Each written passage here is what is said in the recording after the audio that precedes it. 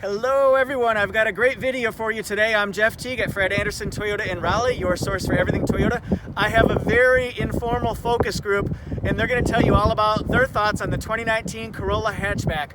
Let's check this out.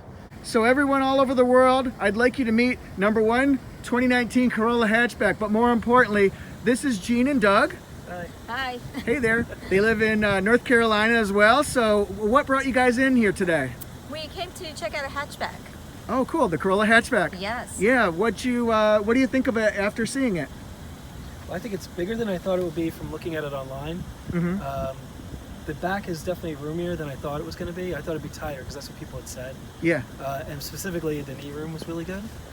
And the only thing that I think I've also heard that is true is that when you open the door isn't quite open to a right angle. It kind of opens at an angle. So it's tricky getting in, but quite honestly, it's not terrible. It's really good for...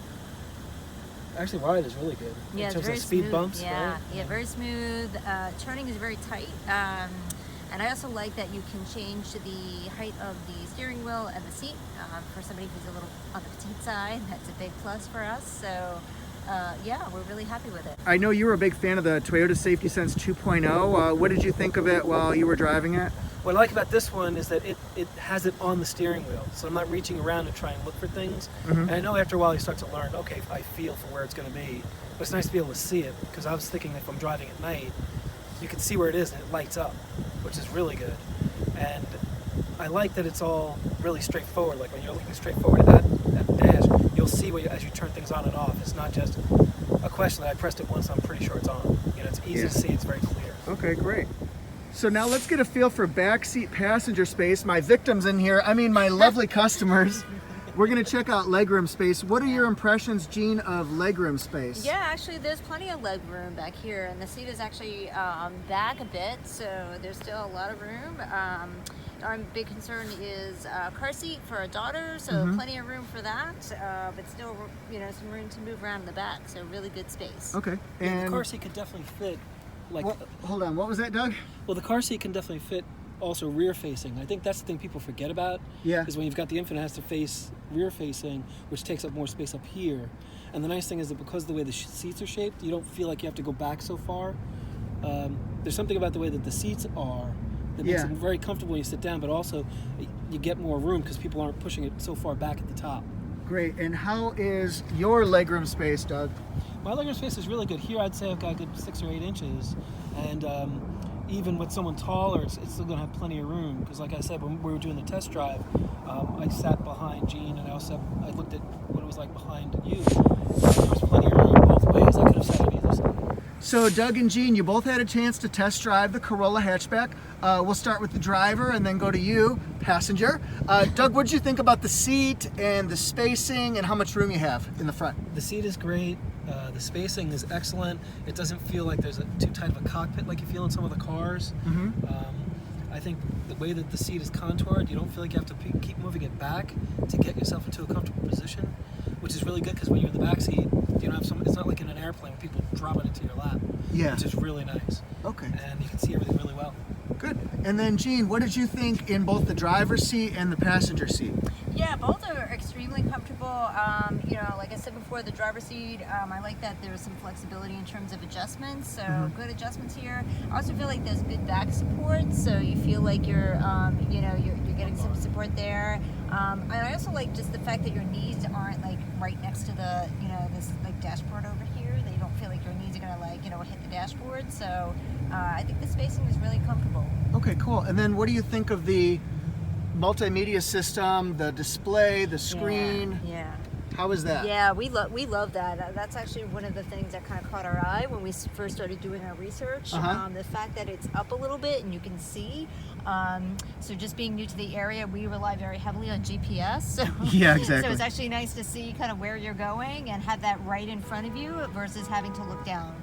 And it's nice to have the buttons that you can feel, so if you're driving, you don't have to immediately look and depend and rely on a touch screen sometimes. You're touching, it's not going to the right space. It definitely feels really responsive to the touch. It's also nice having the 2 dials for like volume, which makes it easier, because like, you know, we have a different car, you have to kind of hit the scroll to get it to go down. Yeah. I think that's great. Because of the angle that it's at, you don't get reflection from the sun hitting it all the time when we're driving. And the other car that we have, you can never see the time, you can never see certain parts of the thing because of the angle. It's at an angle so it doesn't get reflection, which is really important, because what's the point of having a screen that you can't see because of the sun, or you have to move around to try and get around? It makes total sense. Yeah. Great, well, thank you. And we've got a backseat passenger here.